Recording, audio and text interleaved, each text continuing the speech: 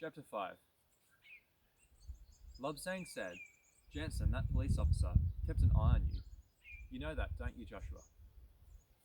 Joshua was jolted back to the present. You know, you're smart for a vending machine.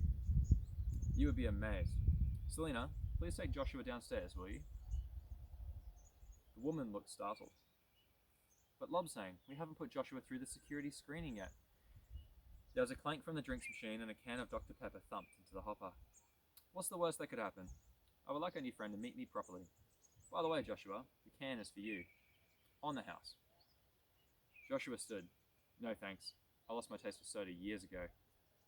And if I hadn't, he thought to himself, I would have done just now, having seen you excrete it. As they headed towards the stairs, Selina said, Good of you to shave, by the way. Seriously, the chins are going out of style in these pioneering times. People are so fatty. She smiled. I think we were expecting some kind of mountain man. I used to be like that, I guess. This bland deflection evidently annoyed her. She seemed to want more from him. They reached a landing that consisted of nothing but unmarked metal doors. One of these slid open as she approached, and slid noiselessly shut, seconds after he had followed her through and on to another stairway, heading down. Joshua, I have to tell you, she said with a kind of brittle humour, I would like to push you down these stairs. And you know why? Because you just walk in and suddenly you have a security rating of 0, a great big O, which means technically you can be told everything that's going on here. I, on the other hand, have a security clearance of 5. You outrank me, and I have been working for Transearth and its affiliates since the start. Who exactly are you? Who can just walk in and be told every secret? Well, I'm sorry about that. I am just Joshua, I guess. Anyway, what do you mean, since the start? I was the start. That's why I'm here, isn't it? Yes, of course. But I suppose every person's first step is a start for them. That's the end of chapter 5, but we'll continue on to chapter 6 now as well. Chapter 6. Jim Rosso had taken his own first step out into what the excited online chatterers would soon calling the long earth for ambition. And because, at 38 years old, after a lifetime of bad breaks and betrayals, he figured he was ahead of the pack. Very soon after step day, he'd come up with his plan and worked out what he had to do. He headed straight for his corner of California. He brought maps and photographs and such to locate the exact spot where Marshall had made his find all those years ago. Well, he was well aware that GPS didn't work in the stepwise worlds, so everything he had to do was on paper. But of course, he didn't need a map to find Sutter's Mill, here on the bank of the South Fork American River. Not in the Datum Earth, anyhow. It was in a state historical park. The place was a California historical landmark. They built a monument to show the site of the original mill, and you could see where James Marshall had first seen gold flakes glittering in the mill's tail race. You could stand there, right on the very spot.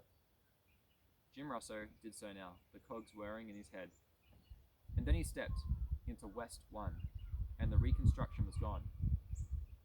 The landscape was just as wild as Marshall and Sutter and his buddies had found it when they came to build their small sawmill. Or maybe wilder, because there hadn't even been Indians here before the stepping started. Of course, there were other people here today, tourists from Datum Earth looking around the site. There were even a couple of little information plaques. Sutter West and East 1 had already been co-opted into the landmark as an adjunct to what they had in Datum Earth. Jim smiled at the goggle-eyed foolishness of the few tourists here, their lack of imagination. As soon as he felt able, when the nausea faded after 10 or 15 minutes, he stepped on further, and again, and again. He paused in West 5, which he figured was far enough away. Nobody around. He laughed out loud, and whooped. No reply. There was an echo, and a bird called somewhere. He was alone. He didn't wait for the nausea to pass. He crouched down by the stream and dug out his sieve from his pack, breathing deep to settle his stomach. Right here, on January 24th, 1848, James Marshall had noticed odd rock formations in the water. Within a day, Marshall had been washing gold flakes out of the stream, and the California gold rush was on. Jim had dreams of finding the exact same flake as Marshall had found, which was held by the Smithsonian Institution. What a stunt that would be. But there was no mill here, of course, and so no tail race, and the riverbed hadn't been disturbed, as it had been on Marshall's day back in Datum Earth, and it seemed unlikely he would find the identical flake. Well, he would settle for getting rich. This was his grand plan. He knew exactly where the Sutter's gold was, for it had been discovered and extracted by the miners who had followed Marshall. He had maps of the seams that still lay undisturbed, right here. For in this world there had been no Sutter, no Marshall, no mill, and no gold rush.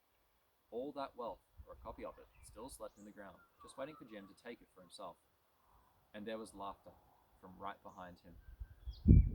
He whirled around, tried to stand, and stumbled and splashed back into the stream, getting his feet wet. A man faced him, wearing rough denim clothes and a broad-brimmed hat. He carried a heavy orange backpack and some kind of pick. He was laughing at Jim, showing white teeth and a grimy face.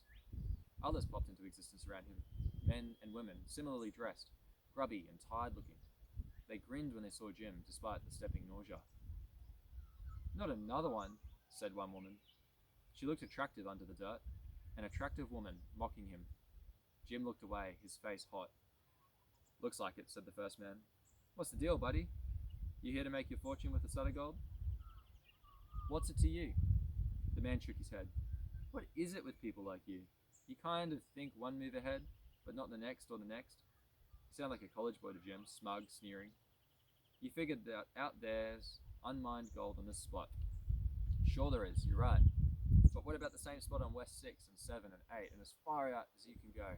What about all the other guys just like you out there panning the streams on all those stepwise worlds? You didn't think of that, did you?" He dug a nugget of gold the size of a pigeon's egg from his pocket. "My friend, everybody else has had the same idea." The woman said, "Oh, don't be too hard on him, Mac. He'll make some money if he moves fast. Gold hasn't been totally devalued yet. And there hasn't been much brought back. And he can always sell it as a commodity. It's, well, gold isn't worth its weight in gold anymore." More laughter. Mac nodded. Another example of the surprisingly low economic value of all these stepwise worlds. A real paradox. That college boy smugness maddened Jim. "If it's worth nothing, smartass, what are you guys doing here?" "Oh, we've been mining too," Mac said. "We've been retracing the steps of Marshall and the rest just like you. We went further out. We even built a copy of the mill and a forge to make iron tools so we could find the gold and extract it in the way pioneers did. It's history, a reconstruction. It'll be on Discovery next year. Check it out. But we were not there for the gold itself. Here." And he threw the egg of gold at Jim. It landed at his feet and lay in the damp gravel. "You assholes!" Mac's smile faded, as if in disappointment at his manners. "I don't think our new friend is a very good sport, gents and ladies. Oh well." Jim lumbered at the group, swinging his fists. They kept laughing at him as they disappeared one by one. He didn't land a single punch.